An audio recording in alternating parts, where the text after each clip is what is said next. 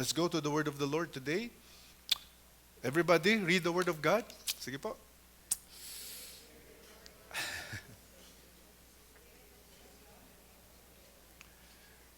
Counsel of might, the spirit of the knowledge and the fear of the Lord. Ganda po nito, no? Yung Isaiah 11 verse 2. Actually po, ito po ay patungkol po sa ating Panginoong Jesucristo. Okay? So, binanggit po itong Bible po, verse po na to. Ito po ay sinabi po ito, kinote po ito, patungkol sa ating Panginoong Jesucristo. It's all about the Lord Jesus. At sabi niya, the Spirit of the Lord will rest on Him. Yung Him na to, it's the Lord Jesus. So, kung titignan po natin maigi, i-meditate po natin yung verse po na to, dito po natin makikita yung great importance talaga ng third person of the Trinity. Kasi si Jesus mismo, kinailangan niya ang banal na Espiritu. Di ba? Sipin niyo po yun saglit.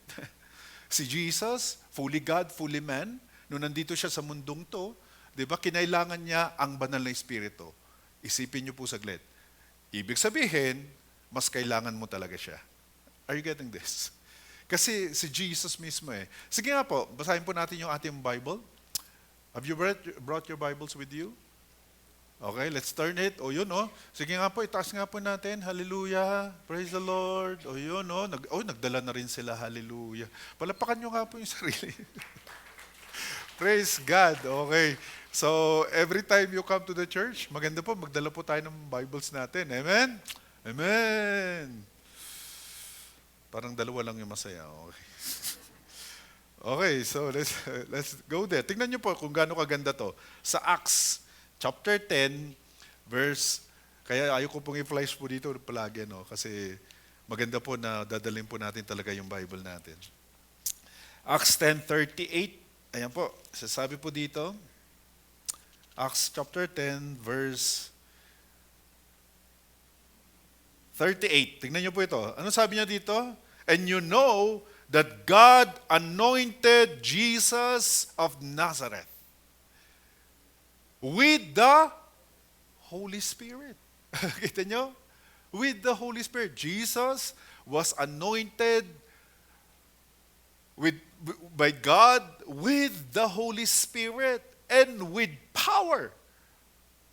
Then, Jesus went around, sabi niya dito, doing good and healing all who were oppressed by the devil, for God was with him. Kita niyo po ito, saglit. Ang ganda ho, no?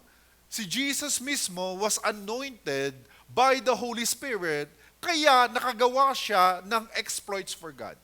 Kaya nakagawa siya ng ginagawa niya nung nandito siya sa mundo natin, because the Holy Spirit was with him. Kaya ito po yung Isaiah 11:2 eh. The Holy Spirit was with him. Right? And then, nung nandun po ang banal na Espiritu sa kanya, doon po siya nagkaroon po ng supernatural, extraordinary na nangyari sa kanya. So, ibig sabihin nito, lahat po tayo mga Kristiyano, kung nandyan ang banal na Espiritu sa iyo din, meron ka ring extraordinary na pwedeng gawin para sa Panginoong Diyos. Ganun po yung senaryo po nito eh. Di ba? Kaya, pero dito sa verse po na to, sinasabi po dito, it's about the Lord Jesus, right?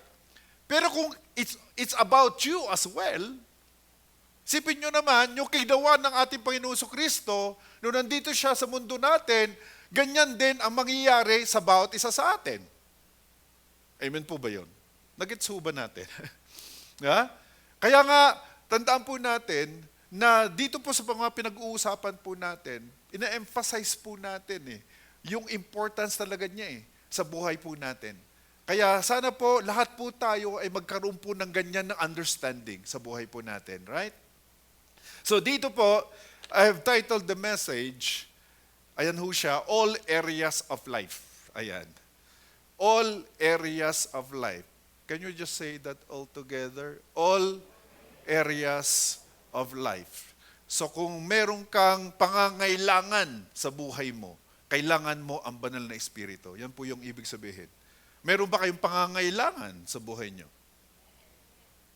Parang tatlo lang naman yata dito. May pangangailangan sa buhay niya.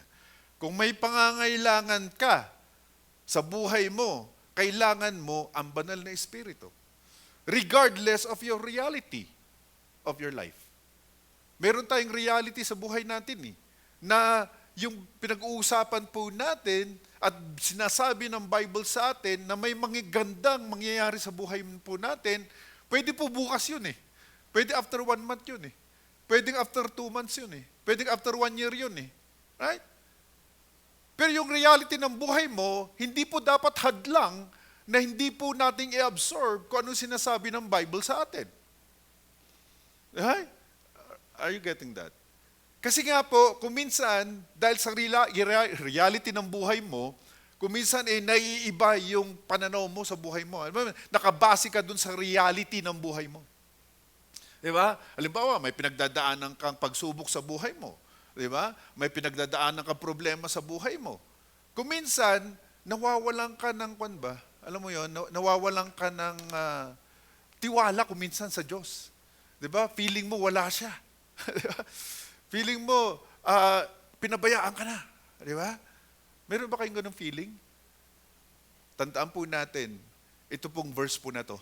Alright? You go back to this verse. Kasi lahat ng area ng buhay po natin ay kailangan pala natin ang banal na Espiritu.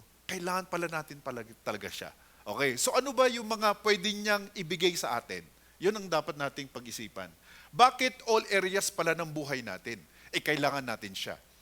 Kasi dito pa lang, sa unang part ng ating verse na binasa sa Isaiah 11 verse 2, binigyan na po tayo ng isang, alam mo yun, isang bagay na dapat po nating ilagay sa puso po natin. At yan po yung number 1. Okay, yan po yung the Spirit of the Lord. Yan po sinasabi po niya. Alam niyo po, pag binanggit po yung Spirit of the Lord or God's Spirit or the Spirit of God, right? Or the Spirit, yun po yung mga names of the Holy Spirit. Okay? Kaya pag binanggit po, the Spirit of the Lord, it refers to the third person of the Trinity. Okay, kailan niyo po intindihin yun, ha? Okay, so pagka binanggit po yan, the Spirit of the Lord, Spirit of God, Spirit of, the Holy Spirit, patungkol po yan sa Kanya. Okay, the third person of the Trinity. So, pag binanggit po yun, the Spirit of the Lord rest upon Him, anong ibig sabihin? It should be our identity. That should be our identity. That should be our direction sa buhay po natin. Hindi po dapat tayo ang nagdi-decide sa buhay natin. Hindi dapat tayo ang dapat na nasusunod sa buhay natin. Hindi dapat yung will mo ang nasusunod. Kundi dapat yung ating banal na Espiritu sa buhay po natin ang nasusunod sa buhay po natin. Kaya nga, not my will, but yours be done. Yung will ng banal na Espiritu dapat ang nananatili sa atin. Kaya yan po dapat ang identity. Sabihin nga natin, identity. Anong ibig sabihin ng identity? Yan dapat ang magiging buhay mo. Yan dapat ang buhay natin. Referring to the Spirit of the Lord resting on Him. Sipin niyo po saglit yun. The Spirit of the Lord rest on Him. Paano ba mangyayari yun, di ba? Paano ba mangyayari that the Spirit of the Lord is going to rest upon us? What does that really imply, di ba? Ang ibig sabihin po niyan, nananatili ang banal na Espiritu dapat sa buhay po natin all throughout our journey as Christians. Sa isip mo, sa puso mo, sa bukang bibig mo, dapat siya ang nangunguna sa buhay po natin. Kaya paano siya magre-rest sa'yo kung hindi nangunguna sa buhay mo? Paano siya magre-rest, mananatili, ibig sabihin, sa buhay po natin kung hindi siya ang nasa isip mo? Paano siya nananatili sa buhay natin kung hindi siya ang bukang bibig mo? Paano siya mananatili sa buhay natin kung hindi mo siya ina-acknowledge sa buhay mo? At paano siya mananatili sa buhay mo kung hindi siya ang iniisip mo? Kung hindi mo siya ini-invite sa buhay mo? Kung hindi natin siya ina-acknowledge sa buhay natin? Kung hindi siya consistent sa buhay natin? Paano siya mananatili? Kasi yan dapat ang magiging identity natin. The Spirit of the Lord shall rest upon every one of us every day. Regardless of your situation. Regardless of your status of life. Regardless of your present reality of life. The word of the Lord should be our guide. That should be our identity and direction ng buhay po natin. Kaya nga po, very crucial to. Yung first part of this Isaiah 11 verse 2. Yung nangyari kay Jesus, where the Holy Spirit rested on Him, should be the same thing that should happen to each one of us. That the Holy Spirit should rest upon you. It should rest upon us all throughout our journey as Christians. So pag binanggit po yan, ito po ang ibig sabihin po niyan. The Spirit of the Lord resting upon us speaks of God's presence, God's ownership, and God's guidance. Ano ulit? Presence. Ano ulit? Ownership. Ano ulit? Guidance. Kaya nga po, yan po yung pinaka-crucial. So kung hindi po nangyayari yan sa atin, ano nangyari? You are not really belonging to God. You do not have guidance actually. And you don't have the presence of God in your life. At yun po yung pinaka-crucial sa lahat, yung presence ni God sa buhay po natin. Diba? Kaya nga po, ang tawag sa ating Christian nga naman eh. Naturingan tayong Kristiyano nga eh. Right? So meaning, it should be our guide. That should be our identity. Are you getting this? That should be our identity. Referring to the Holy Spirit being resident in our lives all throughout our journey as Christians. Now, let's go to 1 Corinthians one more time. Okay, let's open our Bibles. Come on, let's do this. Hallelujah. Praise God. 1 Corinthians chapter 6, verse 19. Ano po ang sinasabi ng Bible sa atin? 1 Corinthians 6 verse 19 tells us, don't you realize that your body is the temple of the Holy Spirit who lives in you and was given to you by God? You do not belong to yourself. So yung ating katawan talaga, hindi sa atin. Amen. Kaya alagaan mo yung sarili mo. Paano mo inalagaan ang sarili mo? The only way na alagaan mo ang sarili mo is when the Holy Spirit is resting upon you. Kaya yun po yung binabanggit natin. That should be our identity. The Holy Spirit should rest upon us. Why? Because God owns us. We need the presence of God. Right? We need the guidance of God and we need the ownership of God in our lives. So what are you going to do? Begin every day acknowledging, Lord, I belong to you. Pwede ba naman sabihin yun saglit? Lord, I belong to you. Yeah? Lord, I belong to you. My body is not my own. Kaya hindi pwede talagang hindi mo pa talagang paiksiin ang buhay mo eh. Hayaan mo si Lord kung kailan ka kukunin. Kahit ano pang problema mo, huwag mong sabihin kunin ka na ni Lord. Huwag ganun. Ay, mali yun. Hayaan mo kung kailan ka kukunin ni Lord. Okay? Tuloy-tuloy ka lang kahit marami kang problema. Kahit na dumapa ka na sa problema, kahit gumapang ka na sa problema, hindi mo dapat pwedeng paiksiin ang buhay mo. Kasi may karapat, mayroon kang power para paiksiin ang buhay mo eh. Pwede mong gawin, di ba? Pwede mo na pabayaan ng buhay mo, mag-vices ka na lang, di ba? Magbisyo ka, kung ano-ano lang gawin mo sa buhay mo, di ba? Para mapaiksi ang buhay mo. Di ba? Mag-overdose ka. Pwede mong gawin yun, right? Kaya hindi talaga siya hindi talaga siya, dito po pinapakita sa atin na ang ating buhay ay precious. Right? Bakit? Kasi linikha tayo ng Diyos eh. We were created in the image of God eh. Kaya ang tao, paiksiin niya ang buhay niya. Alam mo kung bakit? Because the enemy doesn't want to see us. Right? He wants to kill us, to destroy us. So ibig sabihin nito, kung marami ka talagang din matitinding mga pagsubok sa buhay mo, mayroon talagang ang enemy talaga, part din yan eh. Okay? To destroy you eh. To kill you and to steal from you. Kaya dito, rini-remind tayo mga kapatid, na yung nangyari kay Jesus, dapat yan din ang mangyari sa atin. Jesus' identity is the Holy Spirit when He was here. Kaya nga, He went about doing good after the Holy Spirit came upon Him. Di ba? That is His identity in His life. So tayo mga Kristiyano, that should also be our identity. Are you getting this? Yung identity mo. Alright?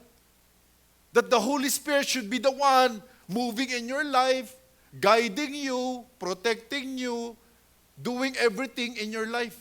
Yeah? So paano ba mangyayari yun? Nabanggit ko kanina, you should, anong gagawin natin?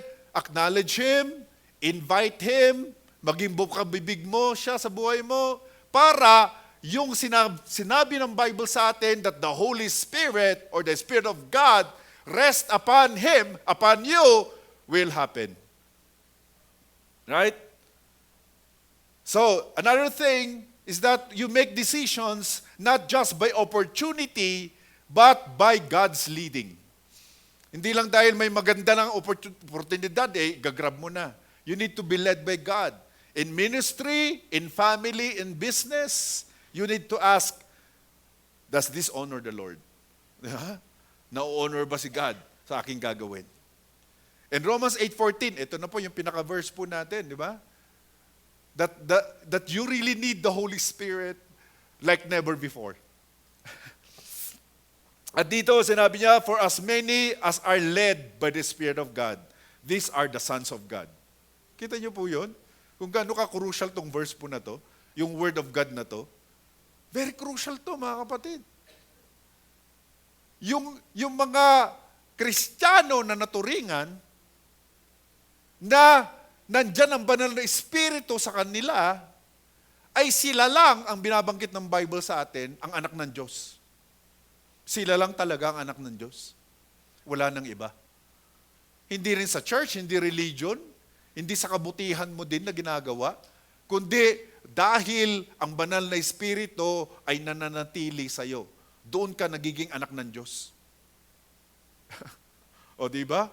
Isipin niyo po 'yon. Kung gaano katindi ho nito, ang pinag-uusapan po natin. Ito, let me just give you a quote from A.W. Tozer. Si A.W. Tozer po, ito po siya. Binanggit ko to one time na si A.W. Tozer ay a theologian. Marami po siyang libro na sinulat and it's all about prayer and fasting. At marami pong ginawa si Lord sa buhay niya. At ito po ang kanyang binanggit. Tingnan niyo to. Everybody, can you just, read the quote of A.W. Tozer. Sabi niya, the Christian life is not lived by your own power. Grabe, Hindi daw sa ating kapangyarihan, but by the presence of God's Spirit. Tignan niyo po ito, within us. It's not really by us. Totoo nga naman, Kaya yun po yung mga patuloy po natin binabanggit. Hindi lang po ito binabanggit ko lang or binabanggit ng Bible, binabanggit ng mga matitinding mga naka-experience ng presence ni God sa buhay po nila. Right? Okay, so ngayon, when the Holy Spirit is going to rest upon you, this is going to be the result. Ito yung mga mangyayari sa atin. Ito yung matatanggap natin na galing sa Diyos. Number 1, wisdom. Okay? Kaya sabi niya doon, The Holy Spirit, the Spirit of God will rest upon him. Ano daw? The Spirit of wisdom. Ano po itong mga to? Kailan po natin kailangan yung right decision sa buhay natin? Napansin niyo po, ang dami nating kapalpakan sa mga yung mga decisions po natin sa buhay. Tama? Pumalpak na ba kayo o hindi pa? Pumalpak na tayo, right? So, kailangan natin ng wisdom. Kaya nga, all areas of life. Sino po sa atin ang hindi nangangailangan ng wisdom? Lahat tayo kailangan natin. Bakit? Para hindi ka mamali ng desisyon. Kasi every day of our lives, we are making choices. Tama ba? O hindi? We are making choices. Kung pupunta ka dito, umattend ka dito, o hindi ka umattend, or mamaya, nag-iisip ka kung ano yung gagawin mo next week, hindi ako attend dyan, or attend ako, ang dami mo nating decisions sa buhay natin. Diba? At, tandaan nyo, para hindi ka magkamali, you need to have the wisdom of God. And the only way for you to have wisdom is the Holy Spirit resting upon us. How do we have the Holy Spirit resting upon us? By thinking of Him, by inviting Him, by acknowledging Him. Alright? Let me just say that again. The only way for us to have the Holy Spirit resting upon us, kasi yan ang pinaka-crucial dito eh. In order for you to have wisdom, you need to have the Holy Spirit resting upon you. Nananatili ang banal na Espiritu sa atin. Diba? So ngayon, pagka hindi nananatili sa buhay po natin, ano mangyayari? Wala kang wisdom. Sarili mo na lang ang iniisip natin. Yung mga feeling mo maganda. Diba? Kaya nga sinasabi ng Bible sa atin, there's a way that seems right to a man, but it leads to destruction. Right? Kaya napaka-importante ang decisions natin, mga kapatid. And the only way para magkaroon tayo ng right decision is to have the Spirit of the Lord resting upon us. In Jesus' name. That is the very, very essential part in order for us to have the wisdom of the Lord. Kasi kung wala ang Spirit of God, there is no wisdom. Siya kasi ang source ng wisdom. So what is this? Wisdom is not intelligence alone, but it is God's ability to apply truth correctly in real situations. Sa buhay po natin, pagising mo pa lang, sa umaga, marami ka ng mga choices. Marami ka ng mga decisions. Kung papasok ka, hindi. Diba? Kung aating ka ng church o hindi, magbasa ka ng Bible o hindi, mag-pray ka o hindi, gumawa ka na mabuti o hindi. Diba? Ang dami mong mga decisions. Tama po ba? Ang dami mong mga choices. Tama po ba? Paano ka magkaroon ng right choice? Paano ka magkaroon ng right wisdom? The only way is to have the Holy Spirit resting upon you. Kasi yan po ang sinasabi po dito. So how do we apply this? We need to seek the Spirit's wisdom before major decisions. Diba? Hindi yung parang instinct lang. Diba? Nag-sale lang sa SM. Binili na yung lahat. Tapos nawala na siya ng savings. Tapos, pagka nabili na niya, hindi pa niya nila pa kailangan. O, diba? Tapos, bili ng mga pagkain. Tapos, na-expire. So, what are we going to do? Do not rush. Pray first, then act. Kaya nga, sabi nga, haste makes waste. Huwag kang magmadali. Sino sa inyo palagi nagmamadali? Pwede ba huwag ka na lang magmadali? Kasi nagmamadali ka doon sa trabaho mo kasi malilate ka na. Papara ka na sana kasi nagmamadali ka, may nakalimutan ka. Yung cellphone mo. O, babalikan mo na naman. Diba? O tapos nagmamadali ka na naman. O papara ka na. Ay, nakalimutan mo yung pamasahe mo. O yung eyeglass mo. O yung bag mo, nakalimutan. Haste makes waste talaga. Kaya bago ka gumawa ng isang bagay, kailangan mo talaga ng wisdom. And the only way for us to have wisdom, at yun ang binabanggit po sa atin ngayon, yung po yung message natin, you need to have the Holy Spirit resting upon you. Ask God not only what to do, but when and how to do it. O, di ba? Alam mo yun, hindi lang yung, magagawa mo, yung kailangan mong gawin to, kundi paano ba gagawin ito? O, di ba? Ibang klase, ibang usapan. Yung alam mo yung gagawin mo, kailan ba gagawin, at paano gagawin. Yun ang wisdom. Kailan gagawin, at paano gagawin. Paano ba gagawin, di ba? Kailangan mo ng wisdom. At marami po sa atin siguro, di ba, nag-iisip ng source ng income, di ba? Paano ba gagawin? You need to have wisdom. Sa James 1:5, let's all read the Word of God. Come on, let's do this. Sabi niya dito, if any of you lacks wisdom, let him ask God. Diba? Spirit of the Lord, I need wisdom in this decision. Okay? So ito, si Charles Spurgeon. Kilala niyo po siya? Isa po sa mga dalubhasa noong unang panahon, 18th century. Okay? Ito po siya. Theologian po ito. At alam mo, pag sinabing theologian kasi, sila po yung mga nag-doctorate, nag-double doctorate about the Bible talaga sa mga seminary. Grabe, puro ang buhay niya, talagang ginugol niya para basahin ang Bible, para basahin yung mga nasulat patungkol sa Bible, nag-aral siya. Ayun po, siya yun. At ang sabi niya, wisdom is the right use of knowledge. And, tignan niyo po kung gaano katindi nito. Sa dami ng kanyang kaalaman. Sabi niya, and the Holy Spirit is the source of wisdom. The Holy Spirit is the source of wisdom. Galing, ano? So, ibig sabihin nito, sa dami ng kanyang nalaman, sa dami ng alam niya, kung mayroon siya i-quote, okay, na isang bagay, sa dami naman nalaman niya, bakit siya naging magaling? Naging full of knowledge, full of wisdom? Sabi niya, ang source, it's the Holy Spirit. Grabe. Kaya siya nagkaroon po ng ganun na kaalaman. And number 3, the spirit of understanding. So, kailangan mo ng wisdom, kailangan mo din yung madaling makaintindi. Madali ba kayo makaintindi? Amen. Madali ba kayo makaintindi? Tingnan mo yung katabi mo, kung madali makaintindi. O hindi mo maintindihan. Sa kanyang mga ginagalaw, sa kanyang mga gustong sabihin, sa kanyang mga iniisip, hindi mo maintindihan. Well, you need to have the Holy Spirit.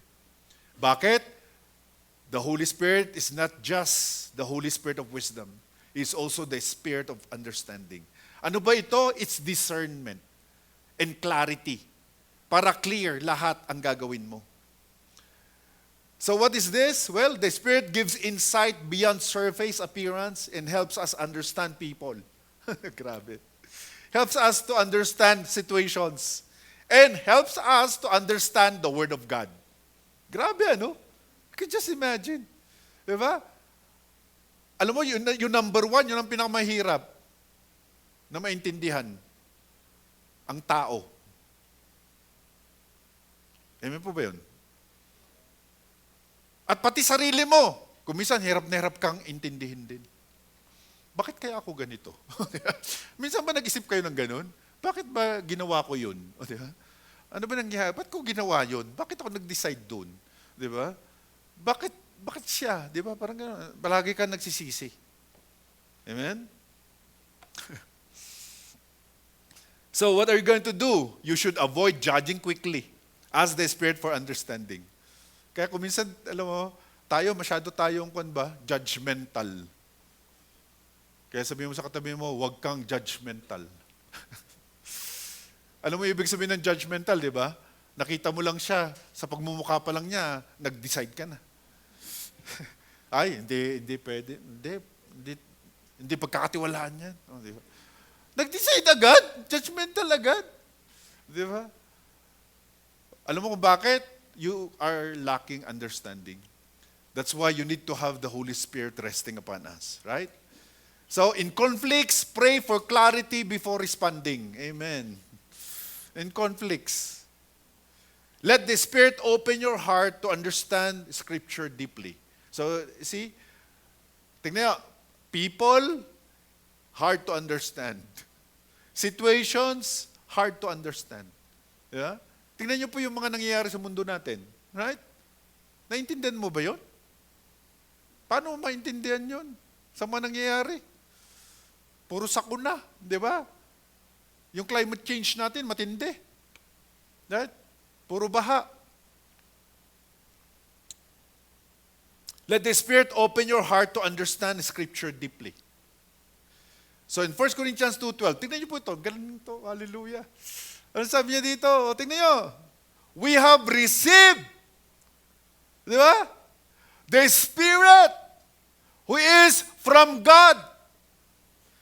For what purpose? That we might understand. Para magkaroon ka ng pagkaintindi sa tao, sa sitwasyon, at sa salita ni Lord. The only way para mangyari yan sa atin ay, sabi niya, the Spirit who is from God. You need to receive Him. Hallelujah. You need to receive Him. Very clear sa Bible, oh, hallelujah. Woo! Parang ako lang excited dito. 1 Corinthians 2:12. Meron palang ganon. Akala ko walang ganyan. Meron. We have received. So meaning, if you did not receive the Holy Spirit, what will happen to you? You will never understand people. You will never understand situations. And you will never understand the Bible. No way. Why? Because the Word of God tells us that we should receive Him, the Spirit of God, so that you are going to understand. Praise the Lord. Hallelujah. Ngayon, if you are going to acknowledge the Spirit of God, if you are going to receive Him, if you are going to have Him in your life, praise God, you are going to be more intelligent. Full of wisdom and full of understanding. Amen. Lalo kang mas madaling makaintindi. Kasi yun ang pinakamahirap. Yung makaintindi. Kaya nagkakaroon ng conflict. Di ba? Kasi hindi kayo nagkakaintindihan. Gusto niya black. Ikaw gusto mo white. Magkalayo. Ang nakikita niya, 6. Eh, nakikita mo, 9. O, diba? Yung 9. Hindi 9 yan. Eh, nandito ka sa kabilang parte. O, diba? 9. Pag ganyan, 9. O, diba? Nandito ka. Eh, nandun siya sa kabila. Eh, 6 na nakikita. Paano kayo magkaintindihan? So, the only way para magkaintindihan kayo, you need to have the Holy Spirit resting upon you. That's the only way.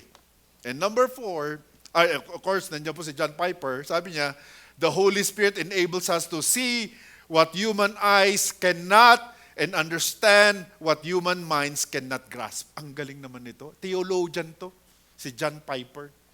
Napakatindi na theologian. Grabe mga libro niya, grabe. As in, hindi mo nga maintindihan kung minsan yung mga libro. Okay? Pero binigyan tayo ng isang hint, isang bagay na dapat bigyan natin ng pansin.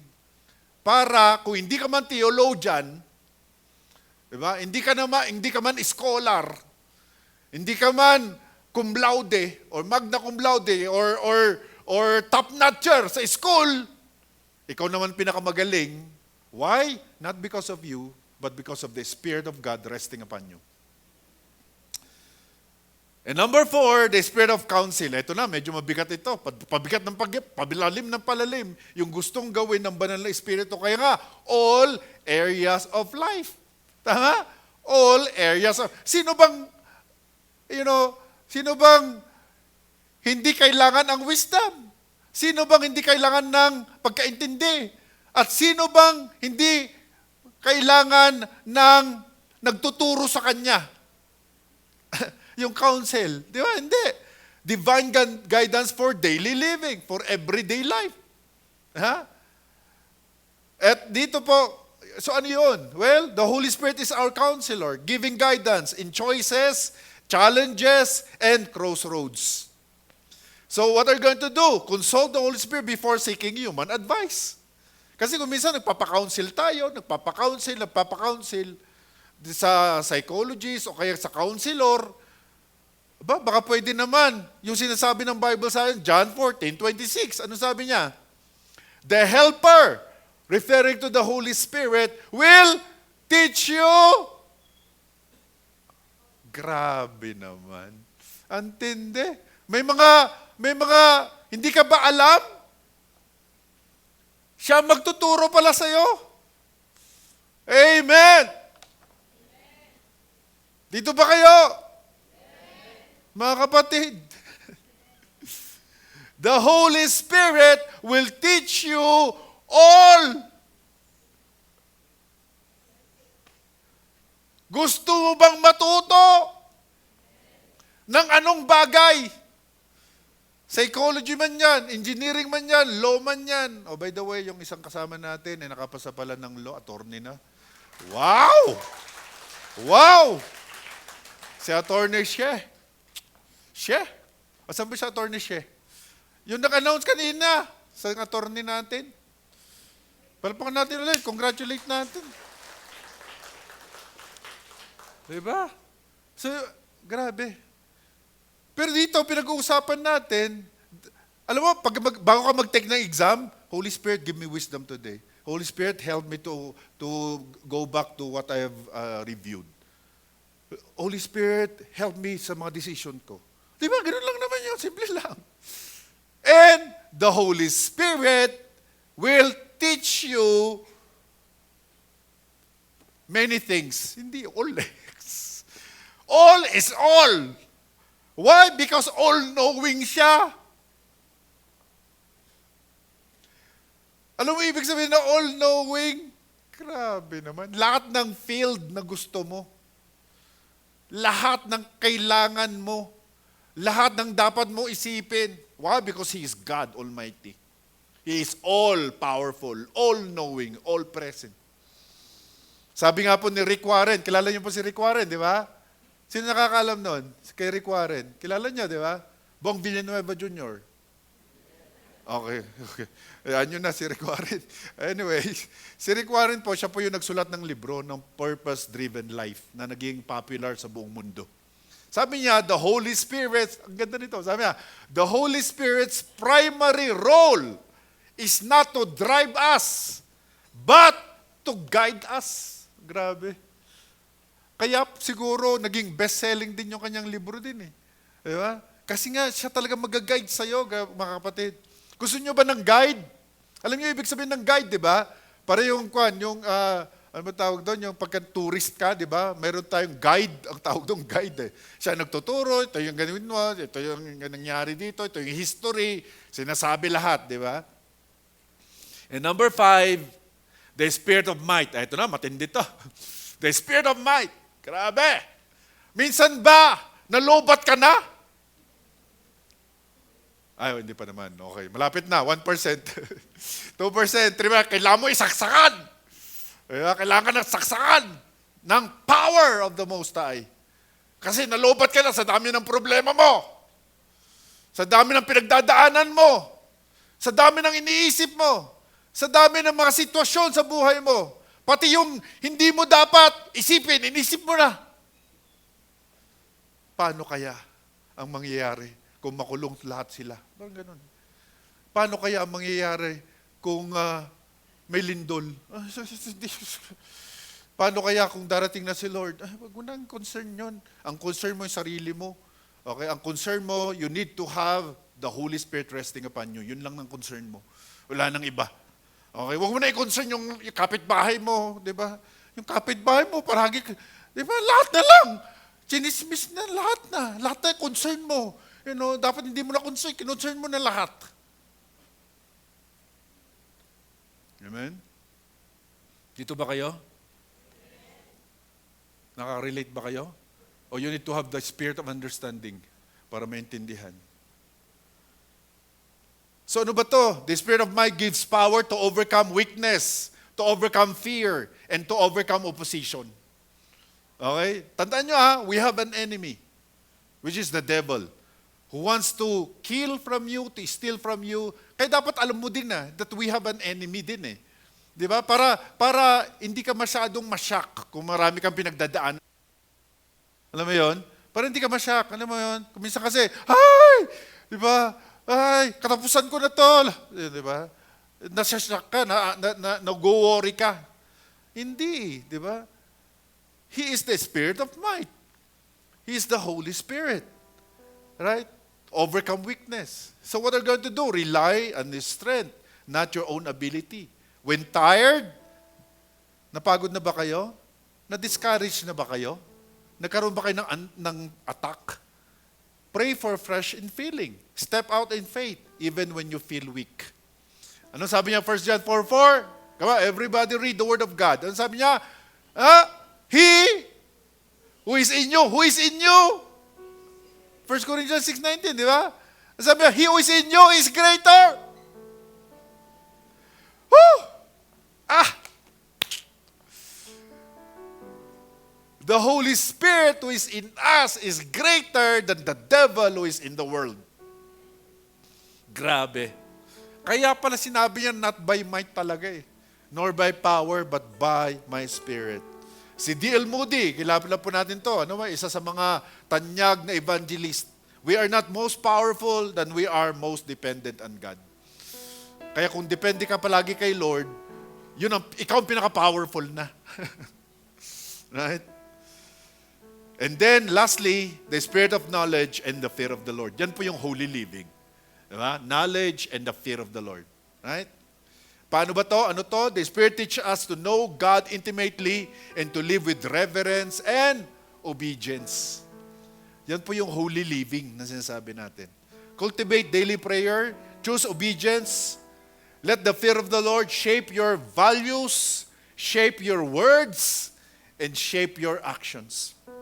Ang sabi ng Proverbs 1:7, the fear of the Lord is kita nyo, the fear of the Lord is the beginning of wisdom. Kaya pala, tayo na may takot sa Diyos, nagkakaroon talaga tayo ng wisdom sa mga sitwasyon Alam niyo ba, ang laking bagay ng wisdom sa mga sa mga, alam mo, nagda-drive ka, di ba? Yung hindi ka impatient. Alam mo yon, hindi ka impatient. Kasi full of wisdom ka, may takot ka kay Lord na hindi ka makagawa ng masama. Di ba? Holy living na sinasabi. At pagka may takot ka kay Lord, ayan ang mangyayari, magkakaroon ka ng knowledge talaga. Yan ang unang-una, yun ang susi para magkaroon ka talaga ng knowledge na galing kay Lord.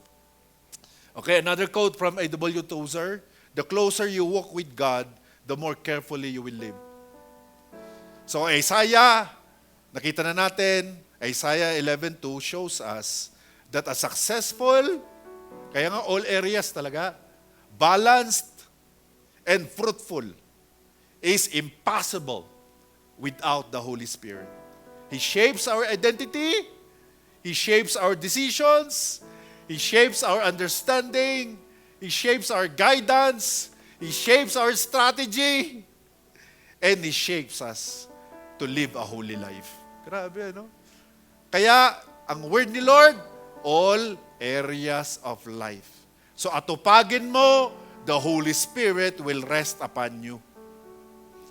Yan ang pinakasusi sa wisdom, knowledge, might, fear of the Lord, holy living.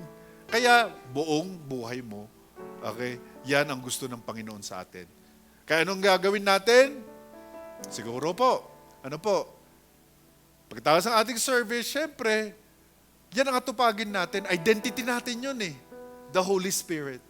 He is our identity. Atupagin natin. that He is going to rest upon us always. Why? Because when the Holy Spirit is resting upon us, all areas of your life will be in the right path. Yun po yung sinasabi nyo, trust in the Lord, di ba? And He is going to lead us into the right path. Okay, lastly, si Corrie ten Boom, let me just end with this. Sabi niya, without the Holy Spirit, we can do nothing. With Him, we can do all things. God calls us to do. Ang ganda naman, di ba? Tindi, no? Kilala niyo po si Corrie ten Boom, di ba? Siya po yung grabe ang pinagdaanan nito, evangelist po ito. Right? At nangyari sa kanya, may nagsamantala sa kanya. Alright? Pinagsamantalaan siya, 'di ba, doon sa mission field. And then, syempre, grabe, frustrated siya. Ayun away. 'Di ba? Syempre, tao pa lang din. Pero one time, after few years, nag-preach siya. 'Di ba? Kasi evangelist eh. So tuloy-tuloy pa rin kanyang gawain kay Lord. Tapos sa preaching niya, alam mo ba, biglang nandun yung nagmulas siya sa kanya. Paano mo naman po forgive you? Grabe naman. Di ba, sa dami naman ng place, sa dami naman ng situation, biglang nandun. Pero umiiyak. Na-touch na pala siya ni Lord. Okay? And then, pinorgive na lang din niya. Ganyan po ang buhay niya. Siguro nagawa niya yon dahil nga dito. Without the Holy Spirit, we can do nothing. Wala talaga tayong magagawa. Right? And lastly, so life may touch many areas, but the Spirit must rule them all. Kaya nga all areas of life. It should be the Holy Spirit must rule them all. So in order for us to have the Holy Spirit resting upon us, what we're going to do? Acknowledge Him, invite Him, embrace Him, at maging bukang bibig natin sa buhay natin. Amen? Sige po, tayo po tayong lahat. Thank you, Lord. Pasalamat nga tayo sa Kanyang salita. Kasi kung wala yung Bible sa atin, paano natin malalaman? Diba? Paano natin malalaman that we need the Holy Spirit without the Bible? Diba? There's no way. Hindi tayo pwedeng haka-haka lang or tradition lang. Diba? Ang pinag-uusapan natin dito is ang Bible, ang Word of God. Kaya ganun ka-precious ang Bible. Right? At syempre, reinforce sa kanyang salita, heaven and earth will pass away, but His Word will never pass away. Kaya mga kapatid, itong pagtungtong natin in 2026, napakaganda that the Holy Spirit will rest upon us. It should be all areas of our lives. At tupagin po natin yan. Okay? Kaya po, ito po yung ating mga dapat maging resolution, kung may resolution ka, that the Holy Spirit will rest upon you and everything follows. Amen? Sige nga po, can we just bow down our heads for a while? Can we just close our eyes and just meditate on the message of the Lord? Ganda po, ang message niya sa atin. The Spirit of the Lord will rest upon Him. The Spirit of wisdom, the Spirit of understanding, the Spirit of counsel and might, the Spirit of knowledge and the fear of the Lord. Grabe. Thank you, Lord, for your word. Hipuin nyo nga po, convict nyo nga po ang buhay po namin. That we may give you the highest honor, the highest adoration, that we may embrace you like never before, O Lord. Spirit of God, move in our midst today. Let the conviction of the Spirit of the Lord come upon us. Kaibigan, kung nandito ka, walang aksidente, nandito ka. The Lord has brought you here.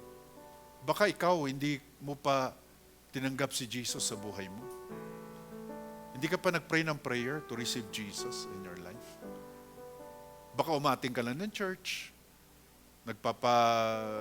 gumagawa ka ng mabuti, pero hindi sapat yun eh. Hindi yun kasi. Ang pinakauna talaga na dapat natin, linalagay sa buhay natin, and it's the Holy Spirit convicting you right now, is to receive Jesus in your heart. For as many as receive Him, He gave the power to become His children. Di ba? Kung ikaw hindi ka pa nag-pray ng prayer to receive Jesus, pwede mo pang itaas yung kamay mo ng mabilisan. Ayan na po, meron po tayo. No? Praise God. Can we just follow after me, ano po. At yung po nagtaas ng kamay, just follow after me and please pray this prayer from your heart. Sabihin mo lang, Panginoong Diyos. Sabihin mo, let's just follow, sabayan nga lang po natin saglit sila. Sabihin natin, Panginoong Diyos, patawarin niyo po ako sa aking mga kasalanan. Salamat po, Panginoon, sa iyong pagpapatawa. Panginoon Jesus, pumasok ka sa aking buhay. Ikaw na maghari at maging Panginoon ko. If you pray that prayer from your heart, as the Word of God tells us, if you confess with your mouth Jesus is Lord, believe in your heart God raised Him from the dead, you will be saved. May salvation. Praise God. Hallelujah. Mga kapatid, in this attitude of worship before the Lord, we're going to give. Di ba? Praise God for the Bible. Ano? Lahat ng ating ginagawa is from the Word of God. And thank you for all your giving sa online viewers natin. Para sa inyo din to. Salamat sa inyong mga pagbibigay. The Lord bless you abundantly. Siksik, liglig at umapapaw. Can we just raise it to the Lord, yung ating mga giving? Our Heavenly Father, thank you for a generous heart, a grateful heart, O Lord, that we can give unto you into your kingdom. Salamat, Panginoon, sa ministry ng Church of God Baguio, na kung saan gusto namin maraming mga kaluluwang maliligtas. Lord, multiply our sources of income that we can give more to your work. We bless you, Lord, in Jesus' name. Amen. Can we just raise our hands for the blessing of the Lord? The Lord bless you. The Lord keep you. The Lord make His face shine upon you, and the Lord be gracious to you. The Lord turn His face toward you, and the Lord will give you peace. Right now we declare everyone in this church will prosper in all things and be in health, even our soul prospers. Goodness and mercy will follow us all the days of our lives, and we shall dwell in the house of the Lord forever. With long life, God will satisfy us and show us His salvation. Come on, everybody said, Amen.